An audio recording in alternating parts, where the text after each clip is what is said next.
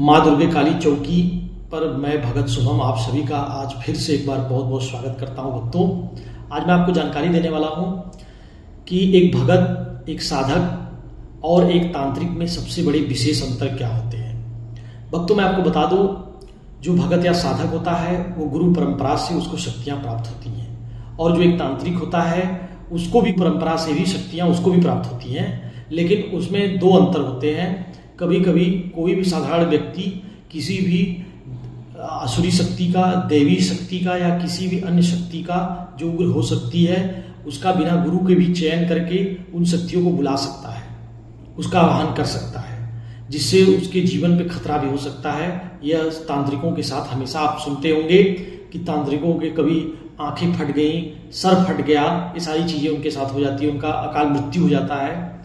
ये चीज़ तांत्रिकों के साथ होती है। भक्तों के साथ मैं आपको बता दूं, भक्त जो है हमेशा अपने जो इष्ट देव होते हैं उसको खुश करके ही शक्तियाँ प्राप्त करता है। जो भी भगत या साधक होता है वह उनका हमेशा साधना करता है, वह उनकी हमेशा सेवा करता है, जिससे शक्तियाँ प्रसन्न होकर के उसके साथ चलती हैं, उसके सारे मनोरथ पूर्ण करती हैं और सारे कार्य उसके बनवाती हैं।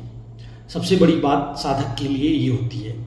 आपको मैं एक बात और बता दूं, एक तांत्रिक जो है कभी भी कोई भी नकारात्मक शक्ति को छोड़ सकता है, किसी भी चीज की, वस्तु की, या कह सकते हैं फलों की बलि दे करके, जीव जंतुओं की बलि दे करके शक्तियों को अपने अधीन करके रखता है और उन शक्तियों से काम लेता है, जिसके बहुत सारे दुष्परिणाम उसको झेलने पड़ते हैं जीवन में।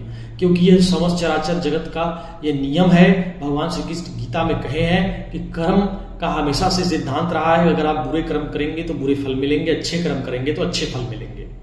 तो तांत्रिकों के साथ ये शक्तियां जो है सात्विक भाव में और वाम पंथ में भी हमेशा चला सकते हैं आसानी से।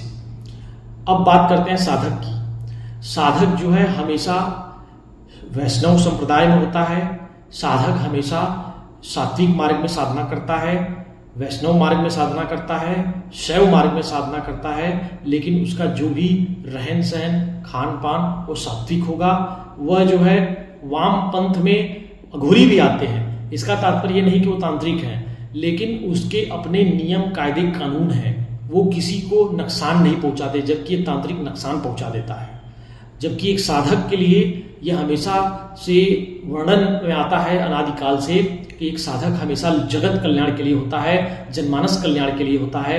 वो उसका हमेशा कभी भी ऐसा श्रेय नहीं होता कि किसी को नुकसान पहुंचाए, अपनी शक्तियों से किसी का हानि करे। यह हमेशा साधक के लिए वर्जित होता है, क्योंकि अगर ऐसा वो करता है तो शक्ति उसके साथ नहीं रहेगी। कुछ दिनों बाद वह जो है शून्य पे पहुंच जाएगा, वो बिल्कुल आम एक नागरिक की तरह हो जाएगा। जबकि दूसरी भाषा में कहें भक्तों तो उसकी सारी शक्तियां क्षीण हो जाएंगी। जबकि एक तांत्रिक जो है हमेशा नकारात्मक शक्तियों को पूजता है, उसकी प्रार्थना करता है, उनको बलि देता है, उनको जो है खिला पिला करके उनसे काम लेना चाहता है। ये सबसे बड़े अंतर आपको जो है मैं मूल बिंदु में बता दूं।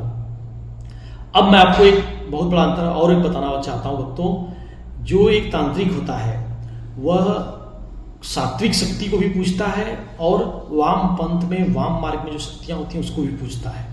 उसका कारण यह है कि कभी कभी आप देखते होंगे कि जैसे कुछ शक्तियां ऐसी होती हैं जो सात्विक शक्तियां, वो नकारात्मक जगहों पे नहीं जाती, मुर्दों घरों में नहीं जाएंगी, आपके कब्रिस्तान में नहीं घुसेंगी, जहाँ पर लाश जलाई जा रही है वहाँ पर कोई सात्विक शक्ति नहीं चलेगी। लेकिन जो वाम पंथ वाली शक्तियाँ होती हैं वो हमेशा गंदगी में रहना पसंद करती हैं, पवित्रता उनको बिल्कुल पसंद नहीं होती। तो वहाँ पर तांत्रिक इन सब शक्तियों के द्वारा उस जगह में भी कार्य करा सकता है। जबकि एक साधक की अपनी लिमिटेशन होती है, वो अपने इष्ट से ही प्रार्थना करके कुछ भी करा सकता है। यह तो बिल्कुल संभव है कि वह जो है कुछ भी करा सकता है, क्योंकि शक्तियाँ, जो भी शक्तियाँ चलती हैं उनकी सामर्थ्य अपरंपार होती है। जैसे स्वयं माँ, इस जगत की रचना करने वाली माँ अनादि शक्ति, माँ जगत जननी, माँ भद्रकाली, माँ शेरा वाली चलती है, जिसके साथ उस भगत के हर मुरीद, हर जो मनोरथ पूर्ण होते हैं। लेकिन एक तांत्रिक के साथ क्या होता है, कभी कभी उसकी शक्तियाँ उल्टा हो जाती हैं, उसी का नुकसान करने लगती हैं, उसी का हनन करने लगती है, उसी का जीवन खतरे में पड़ जाता है। तो ये सबसे विशेष अंतर जो मैंने आपको बताया भक्तों, ये सबसे खास अंतर होते हैं। इसलिए हर एक भक्तों को, हर एक जनमानस पे जो भी हमारे भाई बंधु हैं, हमेशा सलाह दिया जाता है कि एक उचित गुरु के मार्गदर्शन में आप ज्ञान प्राप्त करें। कभी भी तांत्रिक बनने का न सोचें। इससे क्या होता है कि आपको जा देते हैं और उसको जो है जन्मों जन्मांतर तक वो शक्ति परेशान करती रहती है, उसको हमेशा पूजना पड़ता है हर अगली पीढ़ी में। तो ये सारी समस्याएं जो है तांत्रिकों के साथ होती रहती हैं, इसीलिए उनका अकाल मृत्यु, अकाल घटनाएं उनके साथ होती हैं, एक्सीडेंट हो जाता है, कभी भी वो मारे जा सकते हैं, कुछ उनका पता नहीं है। जबकि एक साधक के लिए यह जो है क्रियाएं हमेशा उनके लिए हमेशा पॉजिटिव रहती हैं, उनका हमेशा रक्षा करती हैं और साथ ही साथ दिन दूना रात चौगुना बढ़ाने का काम उन शक्तियों का होता है। तो ये आपको मैंने विशेष अंतर बताया भक्तों। कैसी लगी जानकारी? वीडियो पसंद आए हो तो अधिक से अधिक लोगों तक पहुंचाएं, जिससे जनमानस का कल्याण हो। जय मां भद्रकाली।